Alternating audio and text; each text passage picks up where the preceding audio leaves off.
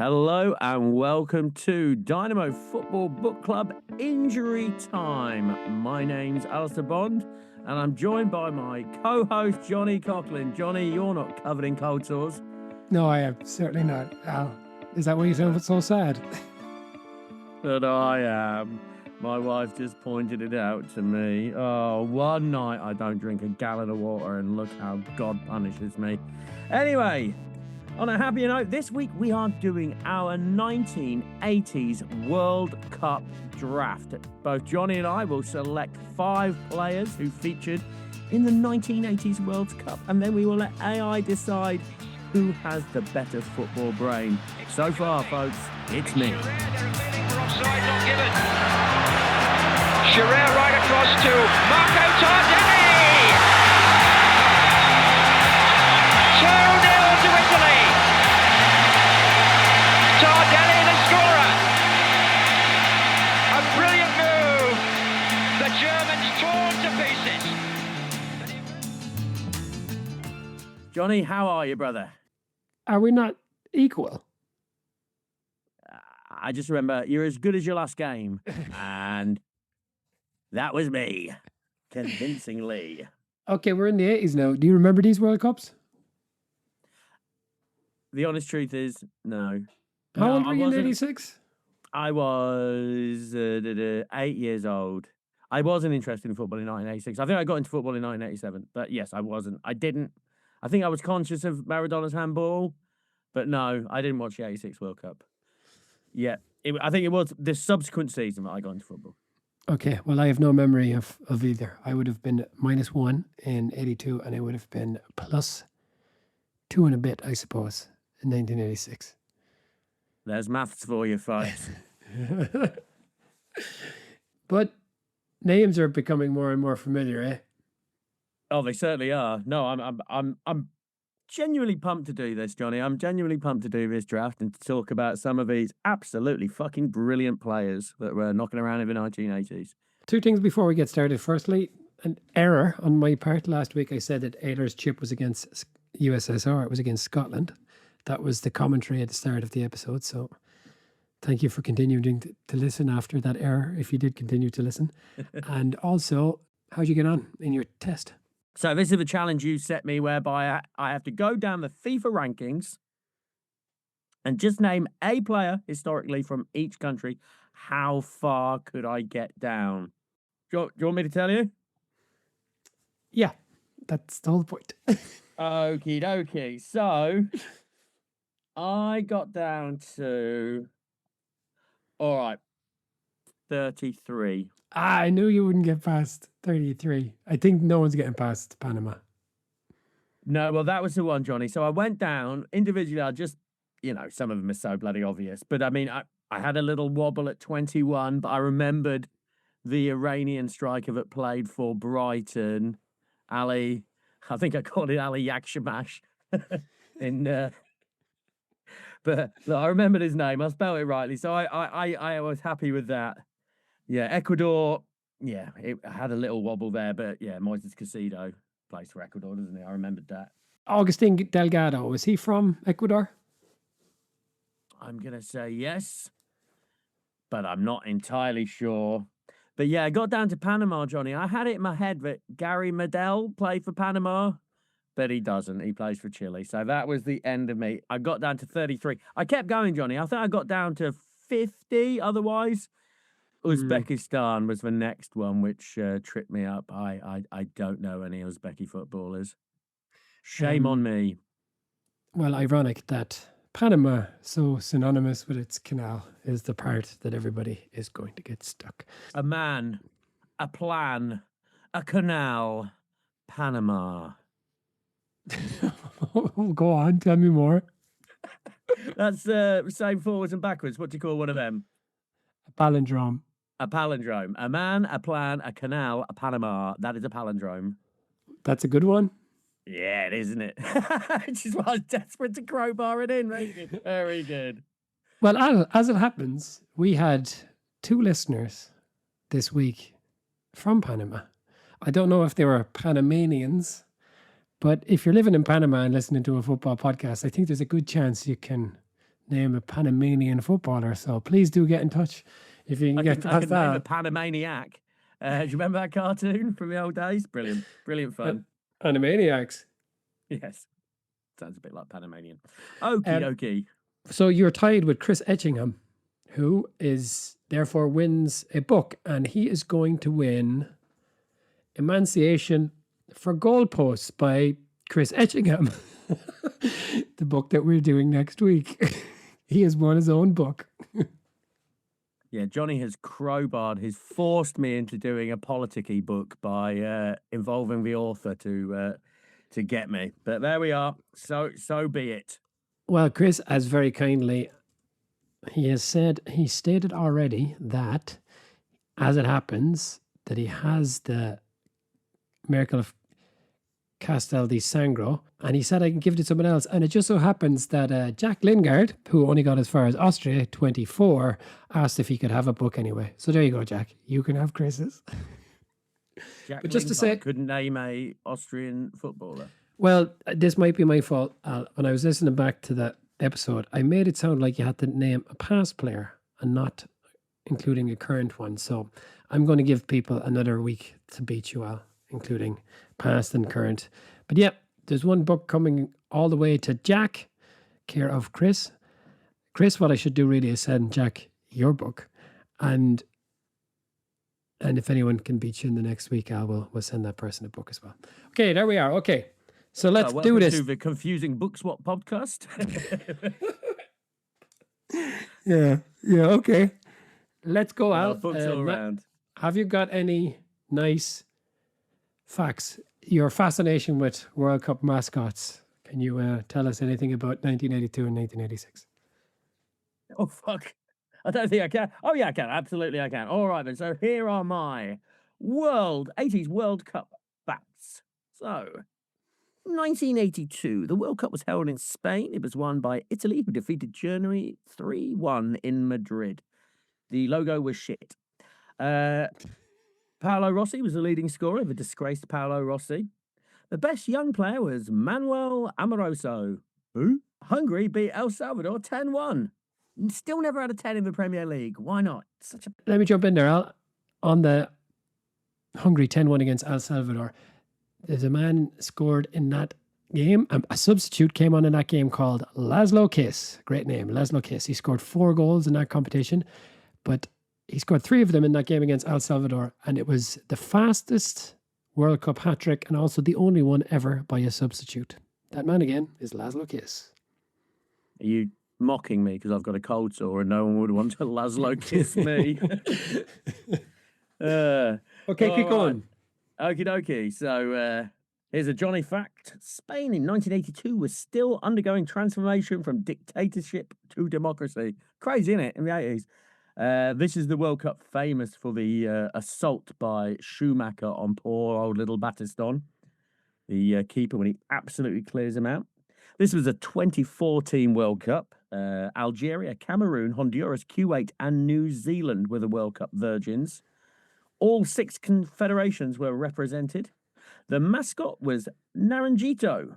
Now, the logo was shit, but Naranjito is a charming little fella, little orange, super.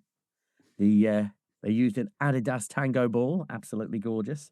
It was the World Cup which had the greatest ever England kit. Can you picture that England kit, Johnny, with that? Oh, it's so beautiful. Has it got that blue, the kind of blue stripe across it? Red. Yeah, lovely. Yeah. Big fan of that. I'll tell you who wasn't a big fan of that was Brian Clough. He said it looked like his mother's pinny. What on earth is a pinny? Oh, an apron. A pinny? Yeah, pinny. Okay. Oh, that's fun. The France-Germany semi-final was the first ever with a penalty shootout. And this was a World Cup, if you can picture, Prince Fahid of Kuwait coming onto the pitch to try and get his players to come off in a big oil shake style tantrum because things weren't going his way. If there was a current football chairman to do something like that, who would you say it would be? Well, I don't know. Who was the bloke from Senegal who got them all to fuck off the pitch as well? Well, I was going to say your boy from Nottingham Forest. He's a hero. Love that man, sort of. All right, moving on to 1986. This was again in Mexico, altitude, because Colombia dropped out. They were gifted the World Cup, but they couldn't fulfill their promise. This is a better logo. This is a better logo. Yeah, welcome to Logo Watch. Golden Boot was Gary Lineker, but the player of the tournament was a fella called Maradona. You heard of him? Yes. Canada, Denmark, and Iraq were the World Cup virgins. Apparently, this is the first Mexican wave. That doesn't sound right.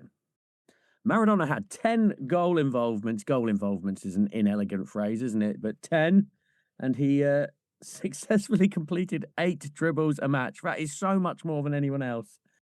Dribbling is not something you see anymore so much. Apart from apart from Doku, no one really dribbles anymore. Like if you get 8 dribbles in a season now, you'd be doing well. Callum Hudson-Odoi dribbles. He dribbles to the byline, then he dribbles back, and then he passes it to fucking Elliot Anderson again and again and again. Do something different, but yeah, no, dribbling, yeah, that is a lost art, isn't it? It's a sad one. The mascot for Mexico 86 was Piqué, little fellow with a big sombrero. I think arguably the best ever mascot. Really, really good. Well, 1990 might have a shout. This was the first World Cup. Although I didn't watch it, I had all the stickers. I don't know. I had 1986 World Cup stickers all over my room in the inside of a door in the cupboard in my room. It was just covered in World Cup stickers from 1986. So all these names sort of ring a bell. There was a Hungarian lad with an absolutely massive beard. Can't remember who it was. And and for the 1986 World Cup, I don't know if you I doubt you did, but there's a documentary called Hero on YouTube, and it's narrated by Michael Caine. It's really good. It's a great way to spend half an hour. It's about the World Cup, or it's about a particular hero? It's about the World Cup. Al, do you remember there was a show, I think it was presented by your man Matthew Kelly, who did Stars in Your Eyes, and people would come on if they had like a kind of a quirky kind of interest, and then you'd be challenged on this interest. Do you remember that show? Ooh, You Bet. There's that. Maybe it was You Bet, but I remember there was one fella who said he could recognize any Prince song by hearing any 3 seconds from any moment of any Prince song, and he didn't get it. But I remember there was a kid, and I said kid because he was a young fella, and he came on and he said he could recognize any football kit in England on the basis of its collar.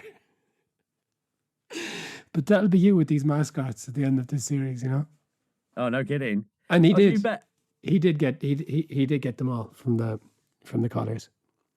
I think I could remember, this might be bullshit, but like these German lads who could recognise like any song by a certain way by watching a candle that was placed next to the speaker.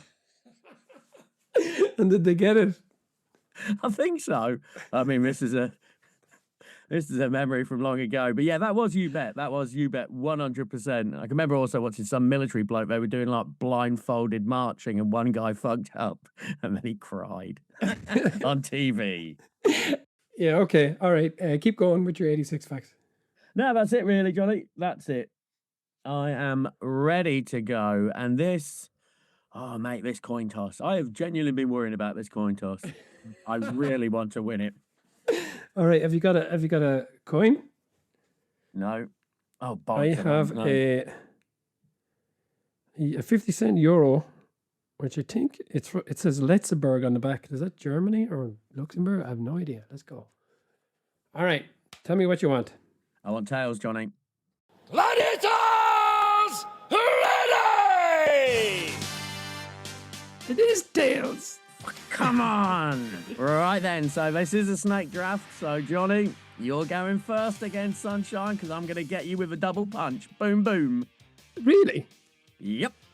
Okay, well, I'll take that. I'm going to go for... I want, Johnny. I want him so badly. I'm going to have him. Okay.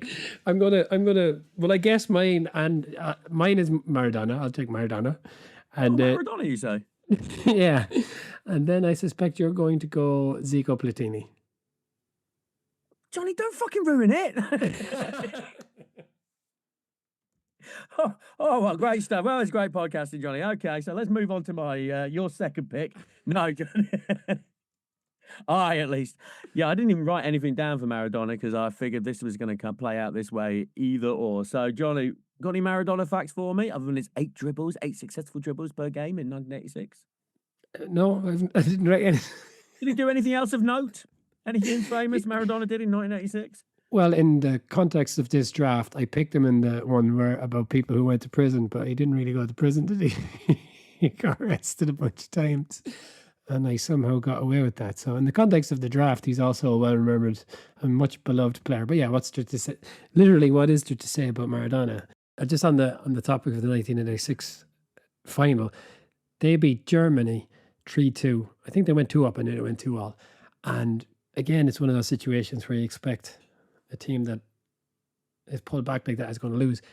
But Maradona was obviously the star player of that game, of that team. And I think the next kind of major player was Valdano, and he had scored earlier in the game. But I think a lot of the other players are kind of, mediocre, kind of jobbing enough players. But I saw this interview with Valdano, and he was talking about the pass that Maradona played to this guy who scored the winner, Jorge Burruchaga.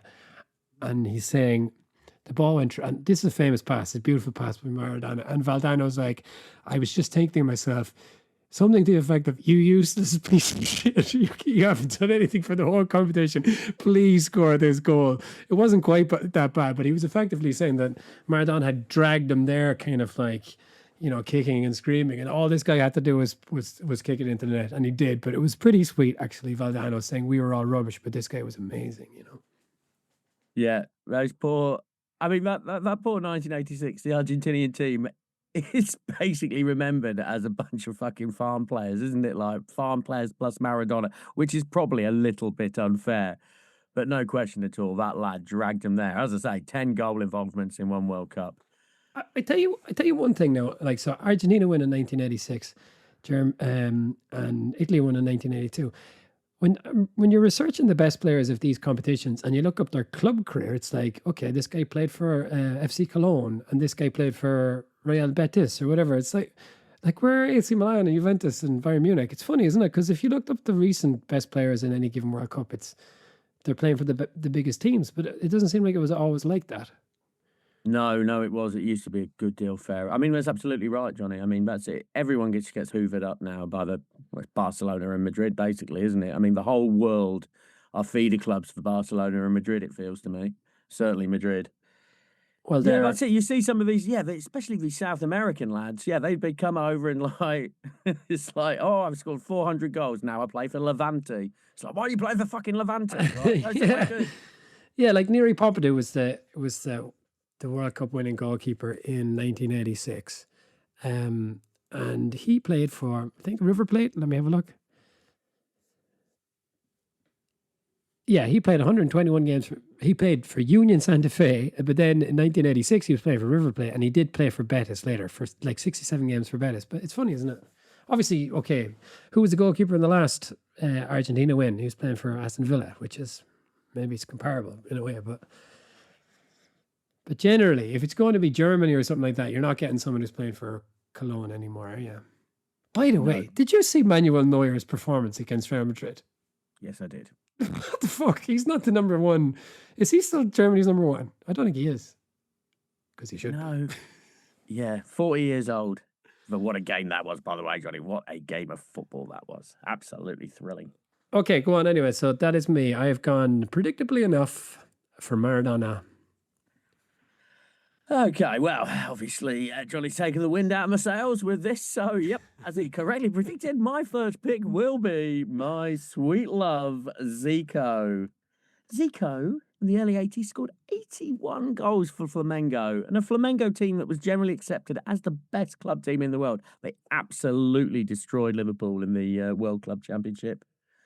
I think you could argue he's maybe the best player to never win the World Cup.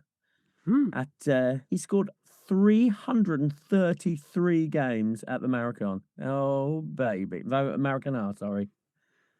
His brother, Edu, was Brazil manager when John Barnes scored that famous goal at the Maracanã. On his birthday, Flamengo supporters say Happy Christmas because they equate him to Jesus. That's nice. He scored 62 direct free kicks in his career. That's the 10th of all time. He scored 48 goals in 71 games for Brazil. He came 7th in FIFA Player of the Century. And Pele said he was the player that was closest to him in skills. Also, his brother Edu is married to his wife's sister. Keep it in the family. Very nice. So that makes them, their children are like double cousins. It's kind of crazy. Every old double cousin. Yep, absolutely. All right. And so for my second pick. Wait, now, what's Zico's name? Zico. It's Arthur Antunes Quambra. There you go. Yep, highlighting my lack of research. What's his name? Oh, I don't know. But I can tell you who his brother's married to. All right, so my second pick, again, as correctly identified by Johnny, is a certain Michel Platini, who is not really associated with the World Cup. He won the European Championship with France in 1984. But here we go. Here's some Platini stats for you. He was the Ballon d'Or winner in 1983, 1984, and 1985. All years without a World Cup in it, sadly. He scored 224 goals in 432 club games. That's from midfield. And he was 3 times top scorer in Serie A from midfield. Do you know he retired at 32 in 1987? So went out of the top. Oh. And he's played for more than one international team, Johnny. What other team has Michel Platini played for? International team. Yep.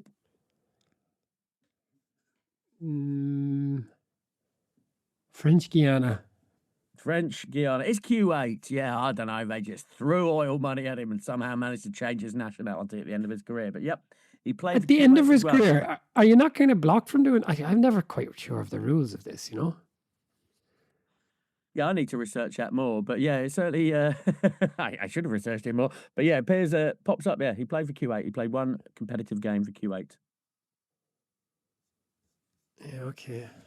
All right, let's come back to this. All right, Johnny. So Maradona is in your team. I have Zico and Platini. Who is your next pick? Now it gets interesting because we all knew this. Who is your next pick, Johnny? Okay, I'm going to go for a non-winner. And how many times did Platini win the Ballon d'Or? Just say 3 times. Thrice. 3 times. Okay, I'm going to go for 2-time Ballon d'Or winner, Karl-Heinz Rummenigge. Yes, that's right, Al. He scored. He was the running up. He was a runner-up in. He scored 5 goals in the 1982 World Cup, and as I said, he won the Ballon d'Or twice in 1980 and 1981. So 2 years in a row. He played 310 games for Bayern Munich, scoring 162 goals. He scored 45 goals in 95 games for West Germany.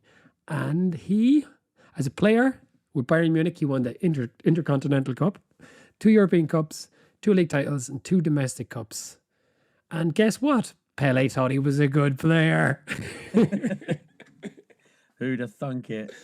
By the way, Al, just one thing I realised as I was doing this research. So West Germany got to the 2 finals in the 80s, in 1982 and 1986. They were also in the final. They won it in 1978. They won it in 1990. So they were in 4 out of 5 finals between 1978 and 1974 and 1990. 1978 being the odd one out when it was Argentina and the Netherlands. That's incredible, isn't it? And that's even before unification, like, you know. Well, that's why they weighed so heavily on the young mentality of me. Like, they were just absolutely the winners, right? I mean, this was the period of Gary Lineker as like football as a simple game. We play for 90 minutes and then Germany win, right? They just, absolutely all-encompassing. Just a machine of a team at the time. And in that 82 game, so that semi-final against Michel Platini's France in 1982, it was the first game, as you say, that was decided by penalties. France were winning that game 3-1 at half-time, and Germany pegged it back, obviously 3-3, and that the first ever shootout, Germany missed before France, and then France missed too. So there you go. Spicy. Yep. One more fun fact about Karl-Heinz Rummenigge. He was the 10.5 billion lira man. He went from Bayern to Inter Milan for 10.5 billion lira in 1984. And that was the equivalent of 5.75 million quid back then. Yeah, they always go on about fucking Trevor Francis for £1 million man. Over in Europe, they were spunking the cash. Okie dokie. He was my next pick, was old Rummenigge. So I'm going to go for another striker, and I'm going to go for Careca. Careca from Brazil. Because I had a sticker of him on my wall in 1986. His real name, Antonio de Oliveira Fio. He played for Sao Paulo. He got 5 goals in 1986, 212 goals in 399 club games, and 30 goals in 64 games for Brazil. And he played with Maradona at Napoli. He was part of the Magica front line. That's class, innit? Magica. Ma for Maradona, G for Bruno Giordano, and Ca for Careca. Oh, He also played for Garforth Town in 2005.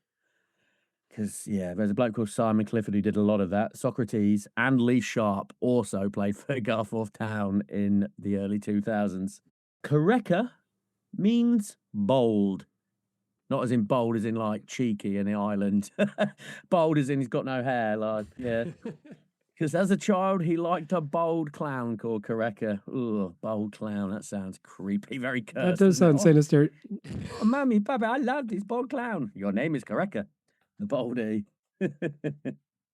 And a fun thing, there's a fella called Hamilton de Souza who played 7 times for Brazil. Do you know what he's known as? His sobriquet, if that's the correct word, is in Brazil? Careca 2. And there goes Careca 2. He is the sequel to Careca. Well done. It's like Ronaldo. De Souza. Now people call Can you imagine if Ronaldo was called Ronaldo 2? He wouldn't like that. No, you wouldn't like that. Now it's Ronaldo and Fat Ronaldo. It's how people, that's getting turned around, doesn't it? Which is very, very harsh on Fat Ronaldo, but also accurate. When I lived in Brazil, I saw Ronaldo. He'd gone back to play for Corinthians, and he was on a late night chat show in Brazil, and my then girlfriend was translating it for me. And the presenter of the show just kept potting him in the belly, saying, "Not so much lasagna, not so much lasagna." Poor Ronaldo. Fat Ronaldo. Okay, Al. In the time that we have done the books, the people who were less cool than I expected them to be were Van Basten, Fowler, and to an extent Socrates. But I'm going for Socrates here because he does remain pretty damn cool. And they just looked so slick, that 1982 team. By the way, Al, the midfield for the FIFA best team, whatever they call the all-star team for the World Cup in 1982, the midfield was your boy Platini and then 3 of the Brazilian midfielders, and they didn't win the World Cup. Yeah, what a team. I mean, absolutely right. Yeah, we've talked about Socrates a lot. We have done an episode about Socrates if you're interested in that, and he came up in our 1982 book last week. So yeah, Socrates is in there as my midfielder, the rangy, long-legged Socrates, democracy icon and womanizer Socrates. Yeah, so I'm going to pick a midfielder as well. And his physical appearance, he is the opposite of Socrates, but in terms of his carousing, he is the same. I am going to go for Lothar Matthäus. Oh, I was wondering. He's more of a 90s man, though, isn't he? He played in the 82 World Cup, the 86 World Cup, the 90 World Cup, the 94 World Cup, and 98. He is maybe a bit more associated with 1990, but then deal with it, brother. Deal with it. He won the Ballon d'Or in 1990. He's played 25 World Cup games. Is that the most? Or is Ronaldo's probably more, is he? I would imagine at this point, but yes, he was the record holder at the time. He was the first ever FIFA World Player of the Year. And a certain Maradona said he was the best rival he ever had. And yes, on the old carousing, he is married 5 times. And in 2008, the age of 47, he married himself a lovely little 21-year-old Ukrainian model who he met at Oktoberfest in a very, very German way. Like, good for him. He was in the 1986 team of the FIFA team of the competition. But I did see him, and I thought it would be poor form, the usual kind of poor form that I go for, having picked Dino Zoff for the 1970s and Pele for the 1950s. But I wasn't going to do it this time because I thought it would be cheap. But anyway, okay, well done, Al. You're not going for a defender, I see, in your current team.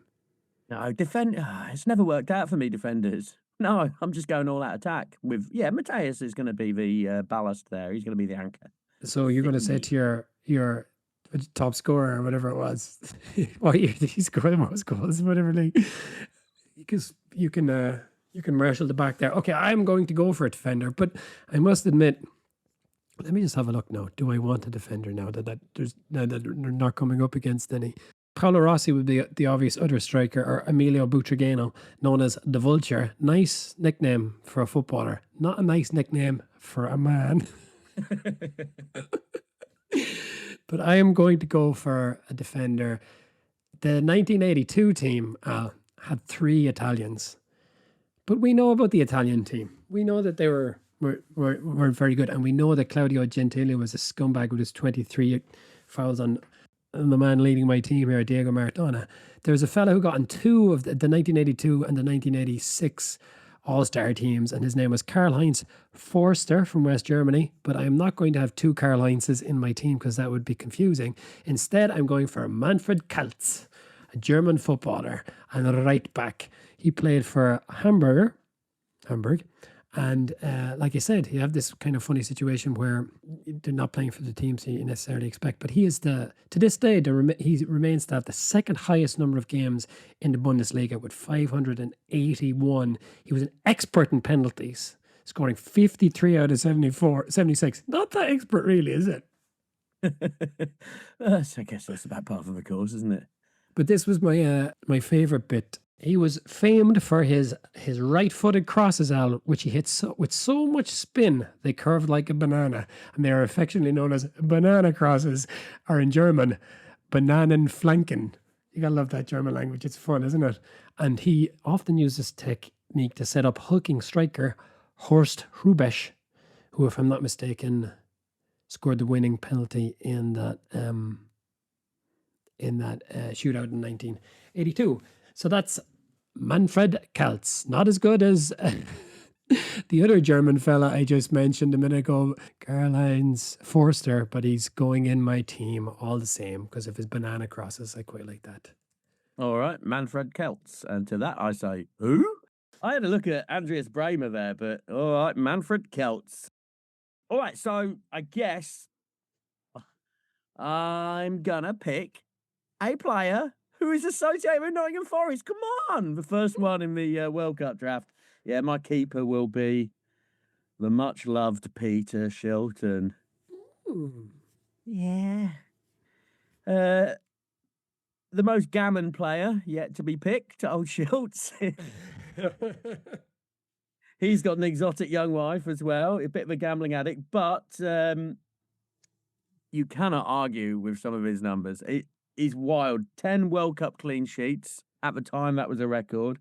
125 caps for England and 1,390 games over his career, over 30 years. He played his first game in 1966 for Leicester. He played his last game in 1996 for Leyton Orient. Wow. Wild. He played for 11 clubs. And not one of them is glamorous. Like, not one. Like, they're all shit. Well, apart from Forest, who are glamorous. You got yourself there just in time. Look, Johnny, I'm self-aware enough to know that Nottingham is not a hotbed of glamour. You do have the son of the guy from Status Quo playing music there, you told me, so it's pretty sexy, you know? Rick Parfitt Jr., yeah, we do. And we got Hooters, so come on. Good old Knots. Yeah, not a very sexy pick, old Shilton, but I think, Johnny, the right pick. So Okay. you have a keeper to pick. Can I Yeah, guess? Yeah, go guess. Battiston. No, Schumacher, right? Schumacher. Battiston. I'm going to put Battiston in goal. Do you know Battiston was on the pitch for 10 minutes when he got knocked out by Harold Tony Schumacher. But I wrote down 3 actually. Schumacher, Jean-Marie Pfaff, the Bayern Munich in France goalkeeper, just because his name is Pfaff, and that's a lot of fun. But I'm going to go for Rinat Dasayev. That's right, Rinat Dasayev. 3 World Cups, Euros final for Russia, Olympic bronze medalist, known as, and this is the reason I picked him, the Iron Curtain. Oh, come on. But he's Muslim ethnic Tatar from Astrakhan, which was conquered by Ivan the Terrible in the 1500s. What's the name of this guy coming to town? Ivan. Oh, is he nice? And do you know what Ivan the Terrible built in Astrakhan? He built a fortress. Do you know what the Russian word for fortress is? I do not, Johnny. No. Kremlin. Oh. Yeah, there you go. You live and you learn. Yeah. And in 1919, after a failed revolt against the Bolsheviks displaced, Astrakhan was the scene of a massacre in which 3,000 to 5,000 people were killed in the space of a week. Some were thrown into the Volga with stones around their necks. Like, how fucking daft is that? Like, 3,000 to 5,000 people. Well, that is an absolute classic Johnny selection. A bit of stand-up comedy and a whole lot of information. Excellent pick. No, he's one. Yeah, but Jean-Marie Pfaff, I'd never heard of him, but people say he was arguably the best keeper in the 80s. But I just want to talk about Schultz.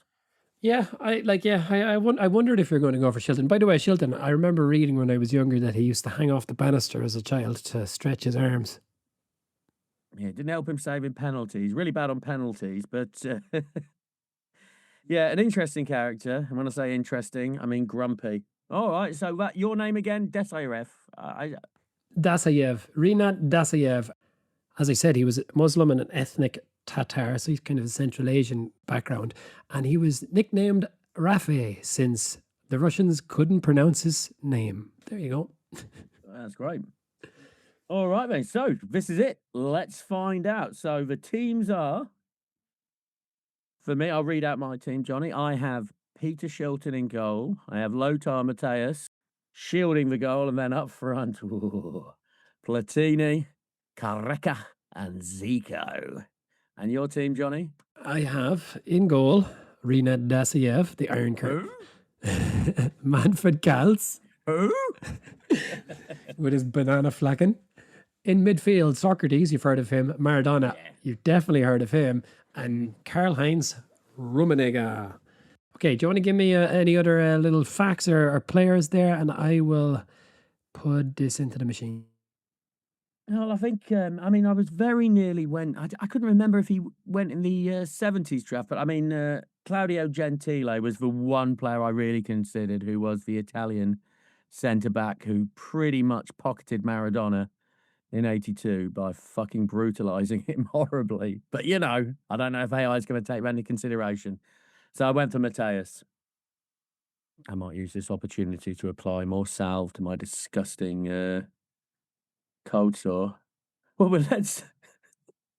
is this about time to make this recollection, Johnny? Do you remember when we were playing in a band on the riverside in Phnom Penh, and all of a sudden you felt a little cold sore popping up, and you abandoned the band, got a taxi back to your house to apply Survivor, and came back like half an hour later? We never missed a beat. Rock and fucking roll, Johnny? Rock and roll.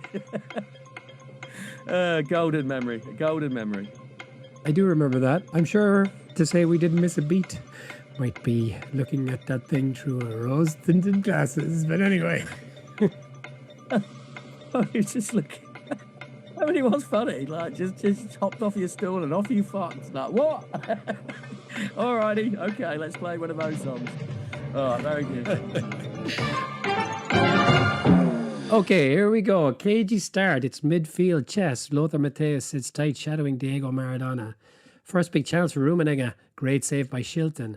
The first goal, 1-0. Manfred Kals, who whips in a low diagonal ball, and Rummenigge darts across his man with a first-time finish. But Zico drops deep, drags out defenders, and gives it to Careca, the old baldy clown. Quick turn and a low finish past Rinat Dasayev.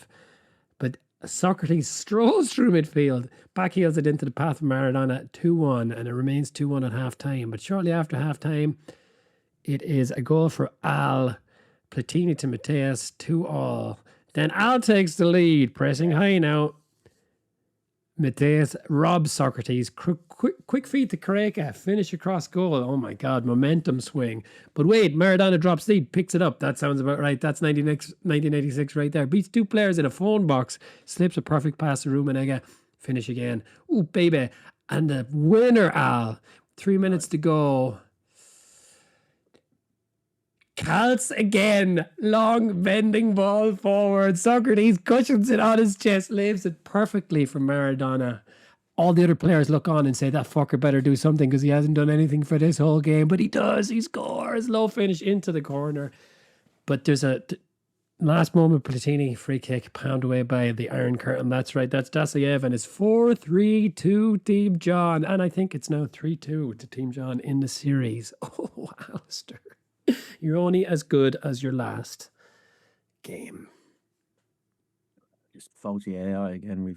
There's all sorts of problems there. I mean, obviously, Mateus would counter Maradona. That was all part of the thinking.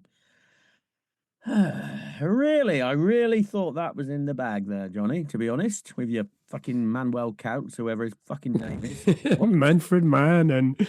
Manfred Mann. Well, man alive. Oh, well, okay. Well done, Johnny. I'm happy for you. Yeah, you sound happy. Okay, Al, and we are back next week with Emancipation for Goalposts, which is the story of football in the fall of Yugoslavia. And Chris assures me in a message that there is some World Cup. He said there's 180 pages about Tito's military career and then 26 pages about the World Cup. Look what he does, folks. Look what he does. So sneaky. Getting his bloody history in there. Like, oh, politics. Bloody Johnny. All right, well, I look forward to that. I understand, it's not too long. I like learning things, Johnny. I like to learn about the emancipation of Yugoslavia. Okie dokie. But for next draft is going to be different because now we can go by feel, man. Now we can do what we can go on the basis of what we remember. So obviously Paul McGrath, Niall Quinn, and so on. Here we go, the 1990s. Yeah, absolutely is. I mean, I know who's going up front, and he's not associated with the World Cup, but he is my favourite player of all time. So that is...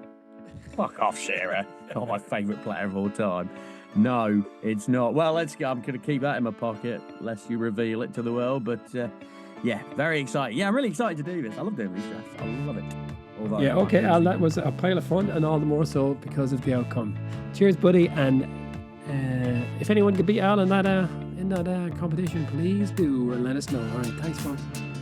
Dark day for me, Johnny. Cold, sore, and defeat. Bad day for bonding. All right, thanks very much, folks, and we'll see you next week with Johnny's Politics Book.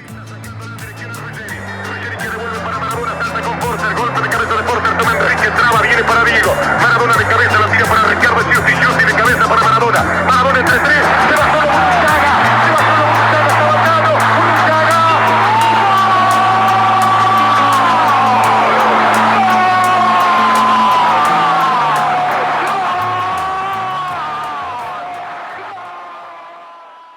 Last question. Thank you very much indeed.